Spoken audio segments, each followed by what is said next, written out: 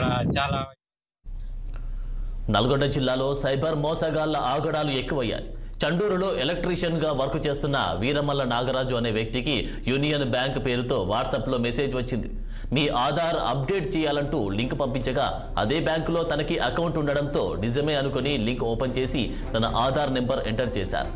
అంతే, తన అకౌంట్ నుంచి తన ప్రమేయం లేకుండానే 49,999 2 దఫాలుగా మొత్తం 99,989 తన అకౌంట్ నుంచి డిబేట్ అయ్యాయి. ఇక ఇది గమనించిన బాధితుడు వెంటనే 1930 సైబర్ క్రైమ్ నెంబర్కి ఫోన్ చేసి ఫిర్యాదు చేశాడు. యూనియన్ బ్యాంక్ పేరుతో మెసేజ్ రావడంతో నమ్మి మోసపోయాను అని ఆవేదన వ్యక్తం చేస్తున్నారు. ఇక పోలీస్ స్టేషన్లో ఫిర్యాదు చేయడం జరిగిందని, పోలీసులు తన సొమ్మును రికవరీ చేయాలని బాధితుడు కోరారు.